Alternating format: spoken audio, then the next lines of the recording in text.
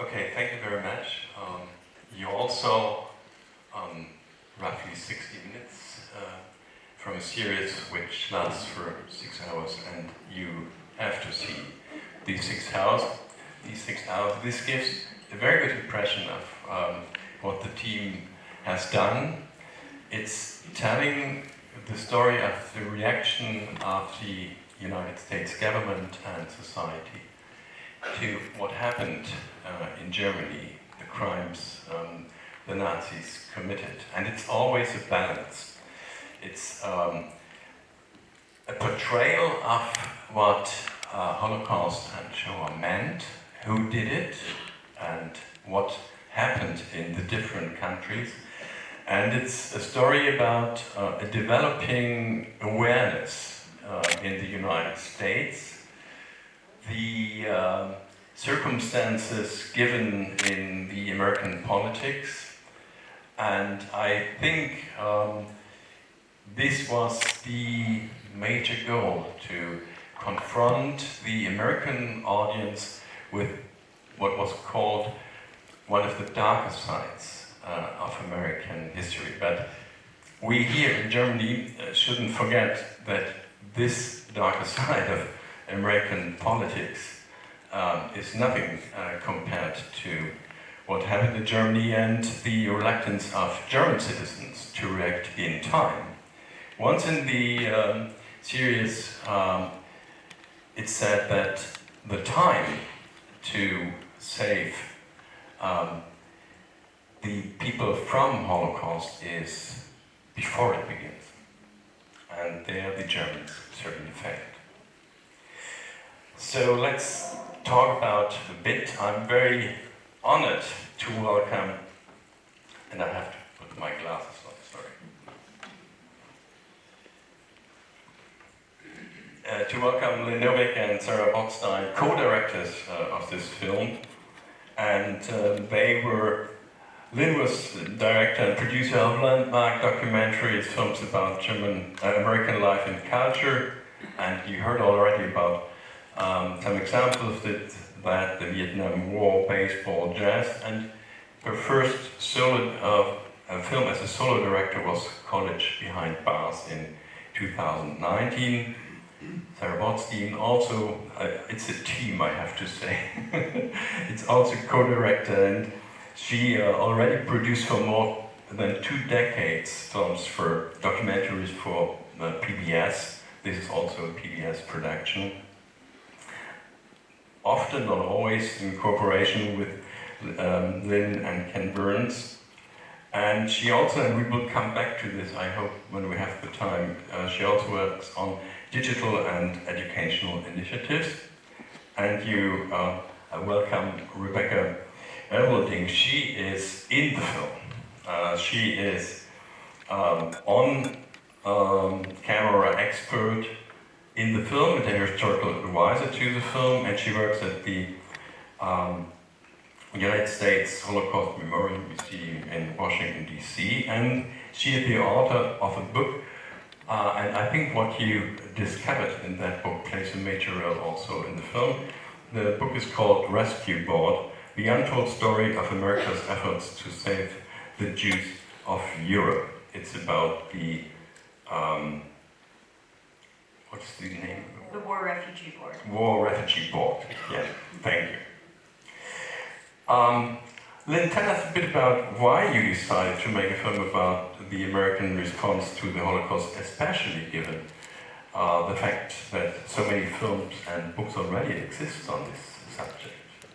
Yes, well, it was with a lot of humility that we undertook this project because, as you say, this is a topic that has received a great deal of attention from historians, from novelists, from filmmakers, both in Europe and in the United States. And, we had to take a breath and think, can we add anything to what is already so many brilliant works that have been done? And I will also say, though, I think this is an important enough topic that every generation should be taking a look at it. So we'll never be done exploring this tragedy in our history.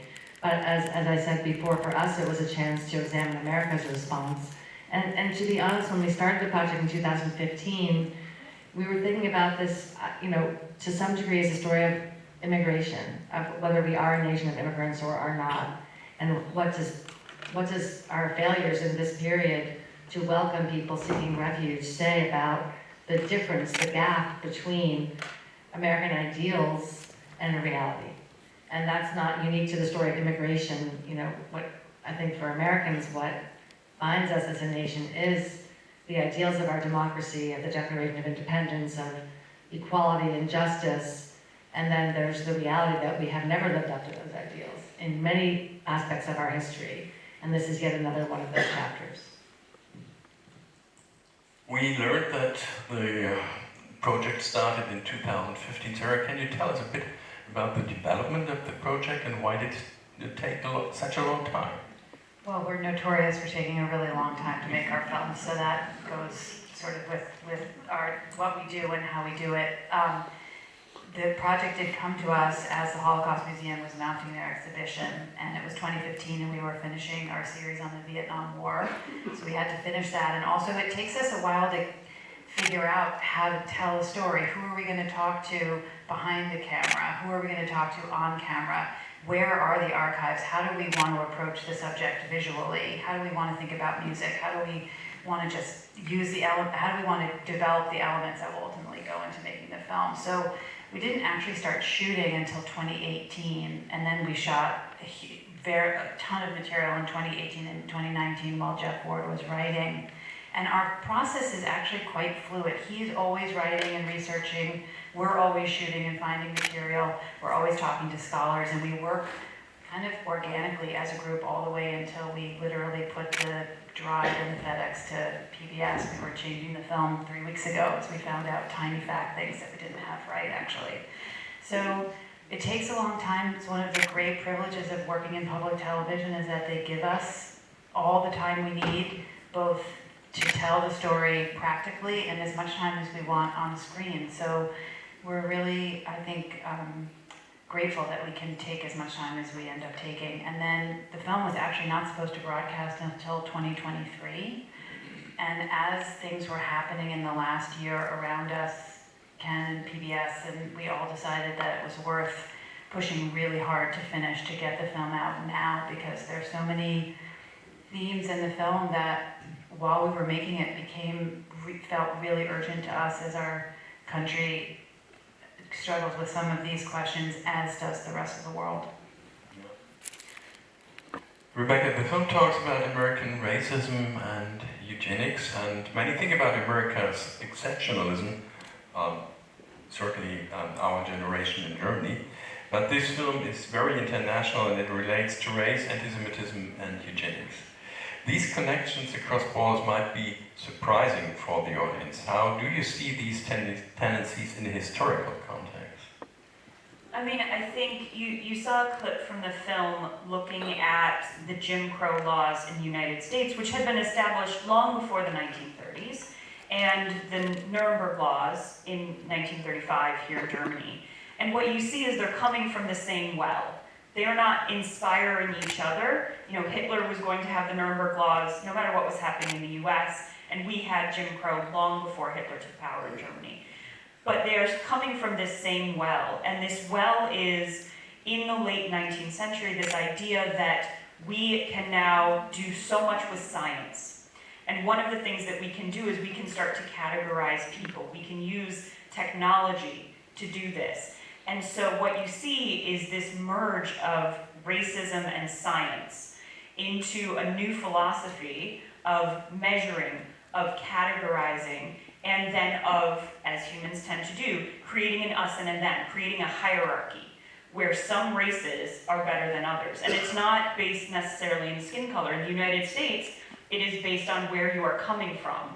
And so Italians are lower than Norwegians, and Germans are higher than Slavs, certainly. And that then leads to our new immigration laws. These laws that are based in wanting to bring in good immigrants and wanting to keep out bad immigrants, and categorizing those people based on where they're from. In Germany, the hierarchy is just different. Jews are not considered, are the lowest of the low in terms of the way that the Nazis start to interpret this idea of racial science. And so it is really important when we're looking at this history to bring these ideas of racism and eugenics into the conversation. So often in the United States, students will ask me, well, why didn't Jews just convert? Why didn't they become Christian? And so you have to understand that Judaism to Nazis was not something that you could convert your way out of. And for that, you have to have this background of eugenics and racism. And when we are talking about the quota system, do you think that it was constructed that way, especially specifically also with an anti-Semite tendency? It absolutely was. So the United States had a quota system that was put in place in law in 1924. And it put a cap on all immigration to the United States outside of the Western Hemisphere. There was no cap on people from Southern and Central Europe. But for the rest of the world, there's about 153,000 people who could immigrate every year legally. And then each country got a little piece of that pie. They very specifically gave very small pieces of the pie to countries in Southern and Eastern Europe, which had large Jewish populations and Catholic populations. Germany has the second highest quota of any country in the world because in 1924 they think, well, Germany is a white Protestant nation that will send white Protestant immigrants to the United States. Had the US been passing those laws in 1934, I think they would have given Germany a lower quota, seeing that the people who are likely to try to use it would have been German Jews. And just to say that before this law, 1 million people came to the United States. So it reduced immigration by 90%, and explicitly designed to re-engineer the American population to go back to a time when fewer people were coming from the places that Becky was saying we didn't want people to come from. What I found very impressive is the selection of experts, but also about the selection of survivors. Can you tell us a bit about how did you find them, and when it comes to the survivors, how did you convince them to take part in this experience? Because, I mean, I said to Rebecca, and we both realized, even knowing the film, it's such a tension, it's so emotional, and it must have been far more emotional for them. This is, as Sarah always says, this is one of the most rewarding parts of our job, is whenever we're going to tackle any topic, we try to find the people who can help bring it to life. So, and that's often older people who lived through that time. And we've done that for every film we could, if it covered the 20th century. For this film, we knew we would be talking to children because just by how old people are, if you're still alive now, you would have had to have been a child then. And, you know, I will say that a lot of the people we found were through the Holocaust Museum, and they have a very robust program of collecting materials from survivors and witnesses, and also collecting oral histories from them. So they have a wonderful sort of network of potential people we could follow. For us, it was very important to find people whose stories connected to an American narrative. So we weren't, not to say only, but we weren't specifically looking for people who had survived the Holocaust, but had nothing to do with the United States. So we were finding people who had somehow, as Susie and Joe did, made it to America, or part of their family did. Or in the case of Guy Stern, who you saw, he was sent from Germany to the United States, but as a child, teenager, his family was still here in Germany, and they sent him there to the US, saying, whatever you do when you get to America, send for us. He's 15 years old, how is he gonna do that? And then he became a soldier, as you saw in the end, and went back to fight against the Nazis as an American soldier. So that we sort of had particular types of experiences that we hoped would bring this story of America's response to life. And then we had someone who was on the St. Louis, the ship, the famous ship that was turned around from Cuba, actually, not the United States, but the people that were stranded on that ship became a very famous story at the time. And, you know, it wasn't hard to convince any of the people that we met with to speak to us. Most of them have started to tell their stories, usually in their 80s, 90s maybe, as they got older, and often when their grandchildren would start to ask. Many of them, it had been so traumatic, they hadn't spoken about it much until they were much older, and then wanted to come to terms with what they had lived through and to pass it on to the next several generations. So they were very willing to speak. as difficult as it was for them. And there's no words for how grateful we are for the gift they've given us. What is also not surprising but convincing is that there is only a handful or so of experts. It's not the whole range. So you decided to find the right people for different themes. Can you describe that and what themes you choose to be covered by experts? Well, I'll start with one expert who I think actually plays two roles in the film, and you saw a lot of him tonight, Daniel Mendelsohn, who wrote the beautiful book, The Lost, The Search for 6 and 6 Million, trying to understand how to humanize a number that is somewhat incomprehensible, but also understand what happened to his relatives. And we wanted to, explore the trials and tribulations of a family in America worrying about their relatives, not just the people here trying to get to America. And because Daniel is a great thinker about all things, he can put the Holocaust into context, American life into context, and you care about his cousins and his great uncle and aunt. For the other historians, this is the first, in our Vietnam series, for example, a lot of the scholars are behind the scenes, and we focus on the bearing witness first-person testimony as what we film, and then we work with the scholars behind the scenes. And this film is total opposite, where the scholars really inform how we think about the subject. And it was really a fun challenge to work with Becky primarily behind the camera, as much as we spent 2 hours interviewing her for the film, but then she spent 4 years talking to us every day, trying to figure out how to tell the story. We interviewed Timothy Snyder at the height of COVID, and flew to Vienna to try to get his thoughts, because so much was happening that he was writing about from a contemporary point of view that it was interesting to think about the historic echoes. And Daniel Green is a great historian and was one of the curators of the exhibition at the Holocaust Museum. Peter Hayes, I had never heard of him. I think he's one of the great Holocaust scholars. He wrote a great book called Why, where he really breaks down how the Holocaust happened and how to think about it in a modern way. So, it's really the best part of our job. Okay. And I think out of all the experts, Rebecca had the job to tell the story when it was turning. So my question is, when we, from a German perspective, think about American politics and Franklin Delano Roosevelt, we always think, well, that was a great president, and he had the New Deal, and then he ended the war, he convinced the society to support this movement. So this is a very different picture you give you all give in this film towards the Roosevelt administration. Can you tell us a bit about the obstacles he might have to face, and has he had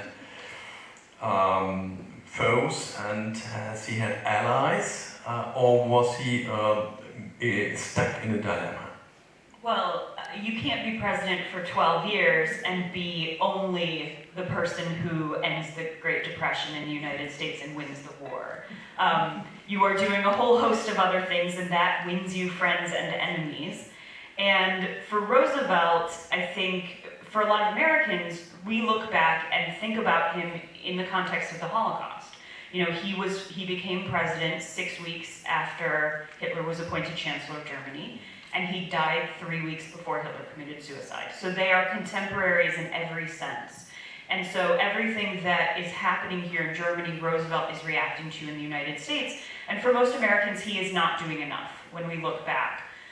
We look at his administration and we say, how could he have let the State Department not fill the quotas?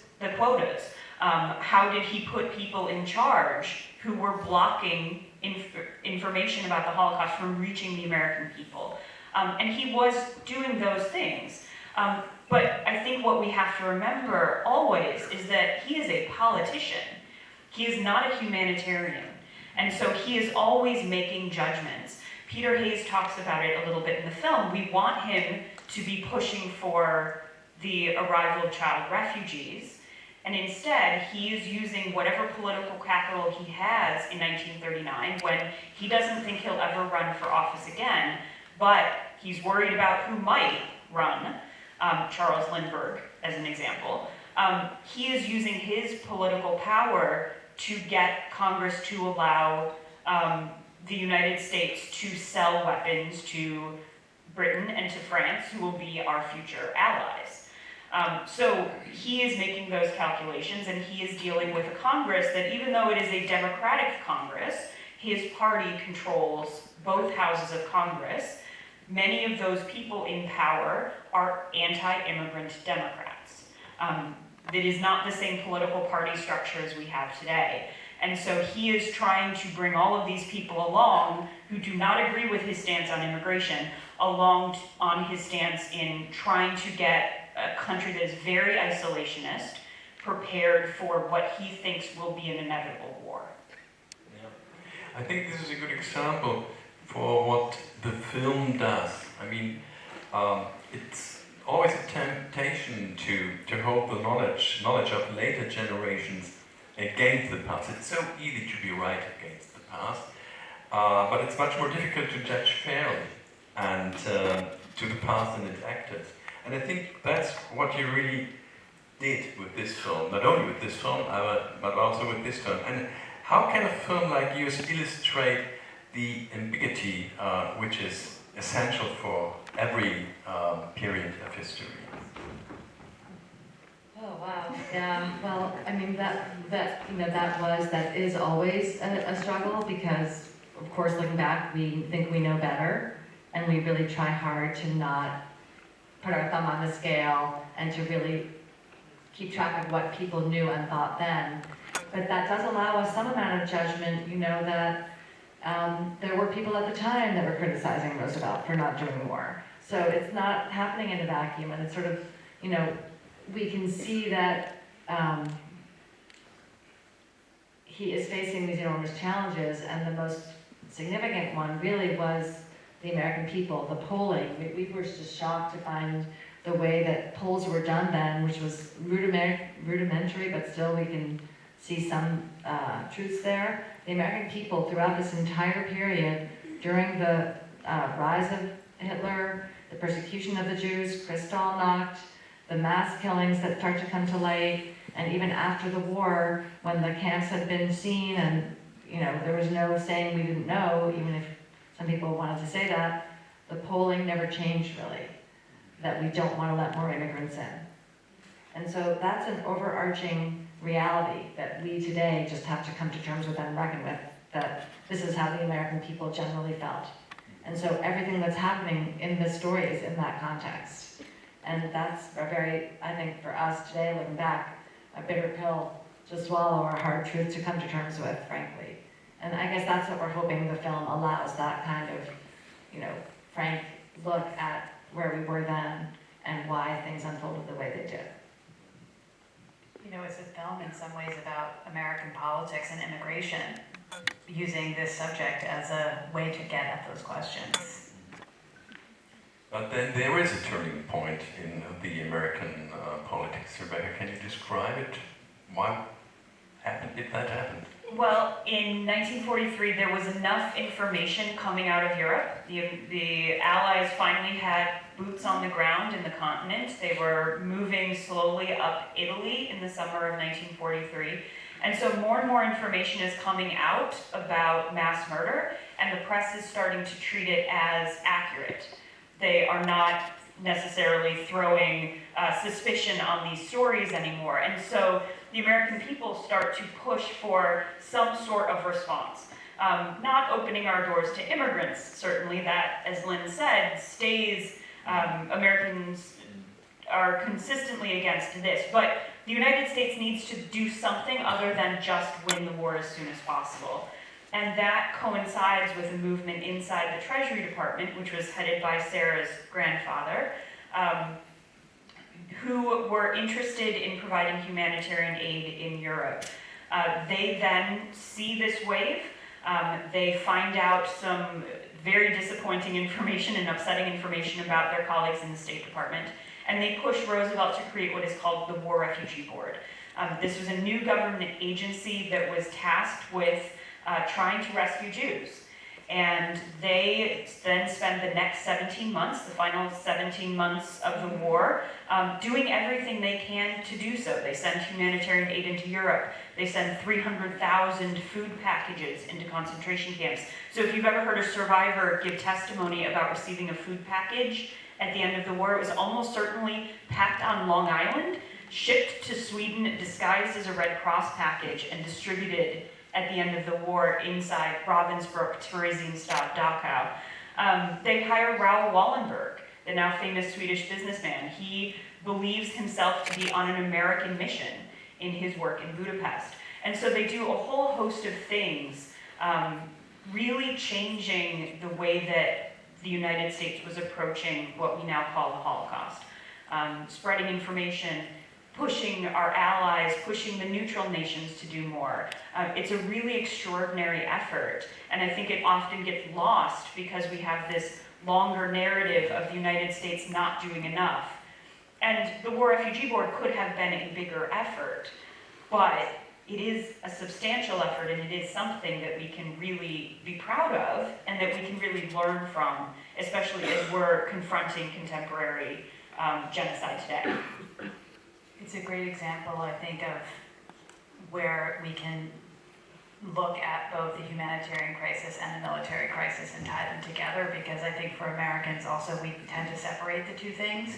We have the war and we have the humanitarian crisis, and we do braid those together in the film so that American audiences can, and students and people watching can think about how those things go together rather than are just distinct. I understand there will be extensive educational material for the film, and I think that's very good. How did you already know how it was received in the States, and is there a chance to have it available internationally? Well, we're still digesting the response in the States. You know, it's the broadcast was last week, as I said, and they're still streaming for free. So for the next month, people will be watching, and the streaming has been really amazing. So we're getting a lot of feedback that's very positive. You know, a lot of people are, the overwhelming thing is, you know, I didn't know this.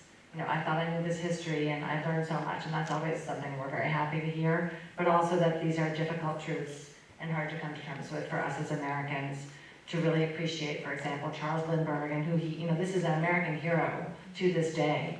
So to hear the words coming out of his mouth that we played today, and to really appreciate what he actually stood for and how popular he was saying those things, you know, is hard for Americans to come to terms with, for many Americans. So and that's just one example. So, but I think overall we're seeing that people are responding very positively to a different kind of conversation about this time period, and, you know, we're looking forward to that continuing, and the film will be shown around the world. We're still working on that with our distributor, but in many markets it's going to be on television, including in Germany.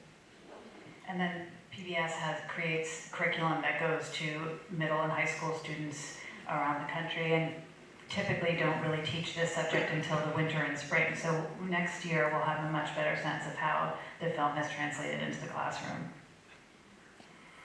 I think there were some signs already that we should come to an end. Yeah, that's true. Perhaps two questions. One for all of us, for all of you.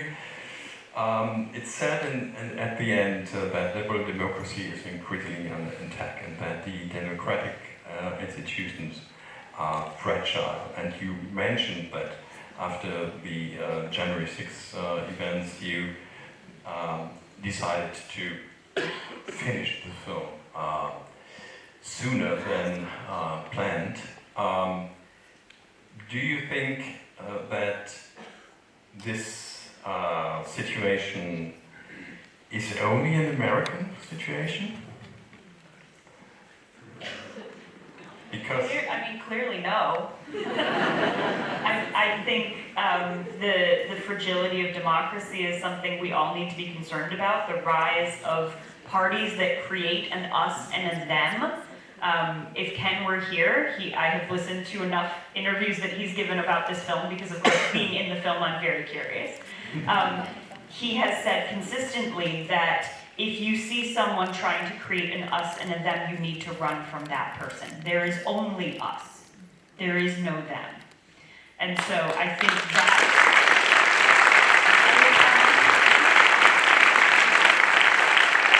Ken will be very pleased that his line worked even when he's not here. But it is true. It is absolutely true. And you see that not just in our country, but around the world. This creation of different groups of people within the same country, and we need to figure out how to have dialogue together, because we will not succeed apart. Yeah, I think the title of the film is the US and the Holocaust, but the theme is democracy and its post. And that's certainly something which is increasingly crucial for Europe as well. I mean, you name it, there's anti-Semitism everywhere, and in Germany it's increasing, it's shocking.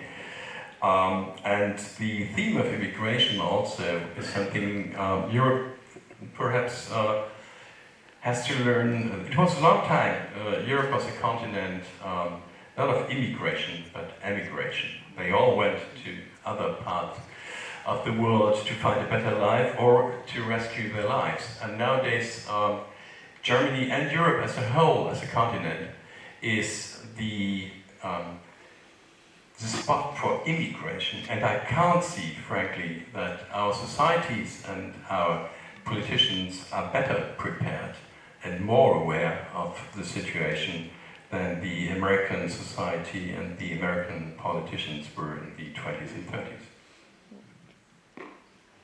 I have an answer to that. As you were speaking, I was just thinking, I mean, for Americans, we have this history of immigration for several hundred years, and an identity that is that we are a nation of immigrants, and that diversity, plurality, pluralism is a good thing. And so that's part of our ethos, even though we also have the backlash against it. And so I don't know for European countries where that's not the core founding principle of your national identity, is that you come from everywhere. And that really is the American idea.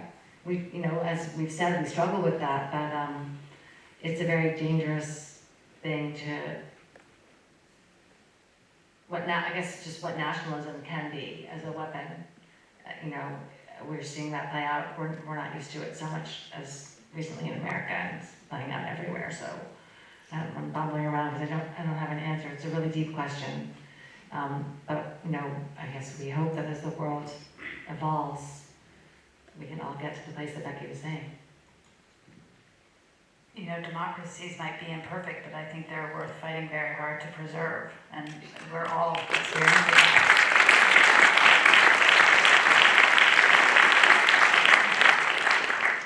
Okay, then, thank you very much, and we are looking forward to seeing the show in the hall.